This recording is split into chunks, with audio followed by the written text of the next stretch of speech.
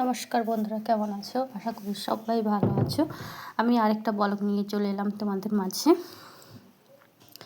তো আমার নতুন বন্ধুদেরকে অনেক অনেক ভালোবাসা, আর পুরনো বন্ধুদেরকেও অনেক অনেক ভালোবাসা। এইভাবে তোমরা আমার পাশে থেকো, ভালোবাসা দিয়ে সাপোর্ট করো আর আমার পাশে থেকো, ভিডিওটা দেখতে থাকো।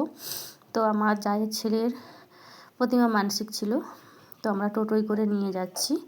আমাদের পশ্চিম মেদিনীপুর জেলায় মাদপুরে মহিষাদলের চৈত্র মাসের তৃতীয় মঙ্গলবার এই পুজোটি হয়।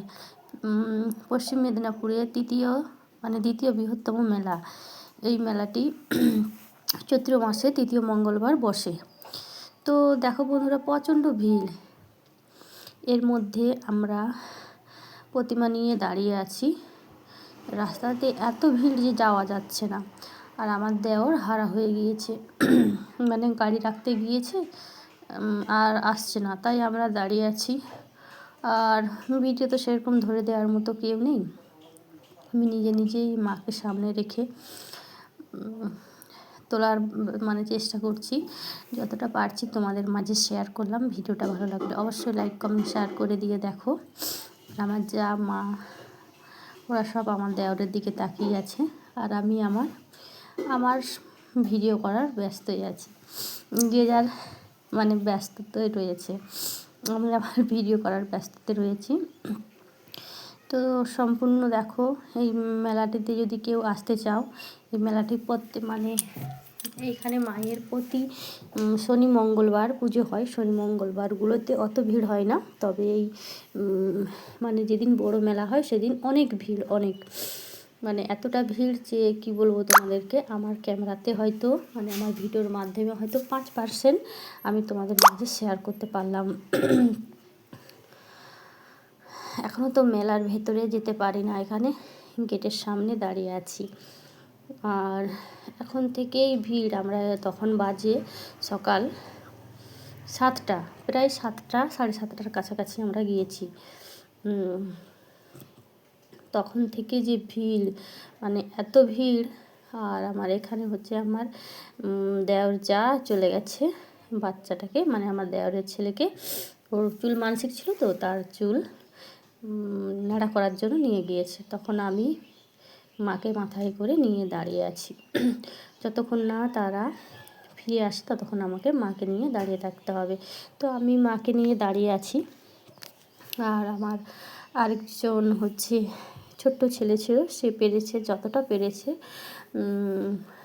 একটু ভিডিও বানিয়ে দিয়েছে। কারণ আমি মাথায় নিয়েছি, আমি তো পারবো না ওইভাবে ভিডিও বানাতে। তো আমার একটা ভাইপো সম্পর্কে হয়, সে ভিডিওটা তুলে দিয়েছে, বানিয়ে দিয়েছে। তো ওই দিন মায়ের মন্দিরে তো ভেতরে যাওয়া যাবে না, সব বাইরের দিক থেকেই যা কিছু। ওই দিন মায়ের কি বলবো, অনেক রকমের মূর্তি থাকে, সোনার মূর্তি দিয়ে মাকে নিয়ে আসা হয়।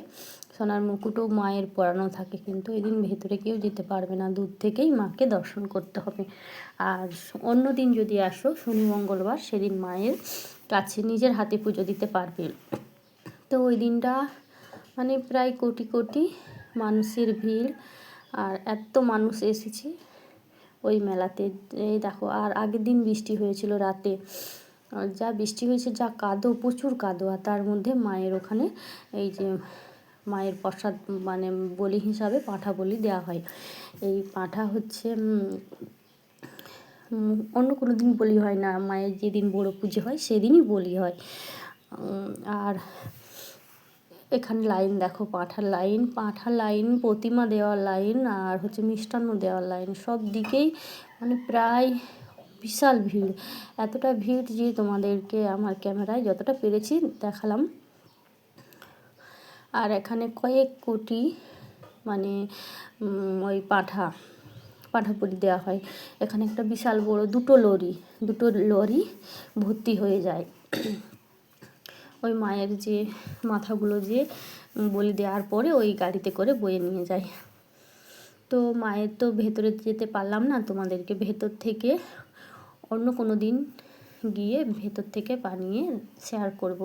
এটা বাইরে থেকে যতটা পেরেছি দিলাম। আশা করি সবার ভালো লাগবে। একটু কষ্ট করে দেখে নিও। আর আমি তো